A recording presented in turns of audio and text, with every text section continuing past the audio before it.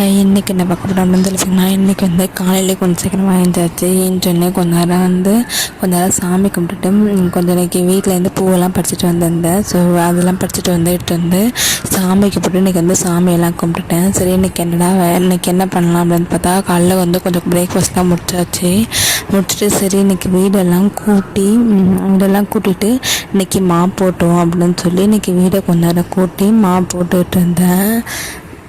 அப்புறம் வந்து இன்றைக்கி என்ன பிரேக்ஃபாஸ்ட்னு பார்த்திங்கன்னா, இன்றைக்கி வந்து தோசை தான். இன்றைக்கி வந்து தோசை ஊற்றி கார சட்னி, தேங்காய் சட்னி இது 2 வச்சுருந்தேன்.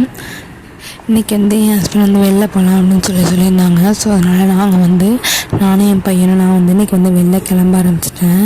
ஸோ எங்கே போகிறோம்னு சொல்லினா, கொஞ்சம் நேரம் ஹாஸ்பிட்டல் வந்து என் பையனுக்கு கொஞ்சம் வந்து வயிறு ப்ராப்ளம், அதனால் கொஞ்சம் ஹாஸ்பிட்டல் போயிட்டு அது என்ன அப்படின்னு சொல்லி பார்த்துட்டு சரி வெளிலே வந்து இந்த மணிக்கு வந்து இதே லஞ்சு முடிச்சுக்கலாம் அப்படின்னு சொல்லி நீங்கள் மதியம் வந்து கொஞ்சம் நேரம் வெளில போயிருந்தோம்.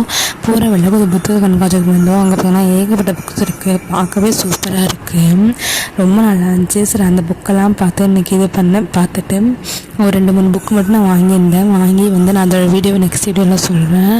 புக்கு வாங்கிட்டு நெக்ஸ்ட்டு வீட்டுக்கு வந்து சரி என்னதான் நம்ம வெளில இது பண்ணாலும் வீட்டுக்கு வந்து சூடாக ஒரு காஃபி போட்டு குடித்தா தான் ரொம்ப நல்லாயிருக்கும். ஸோ அப்புறம் வந்தோடனே காஃபி போட்டு குடிச்சிட்டு அப்படியே வேலையை முடிச்சா. தேங்க்யூ. நெக்ஸ்ட் வீடியோவில் பார்க்கலாம்.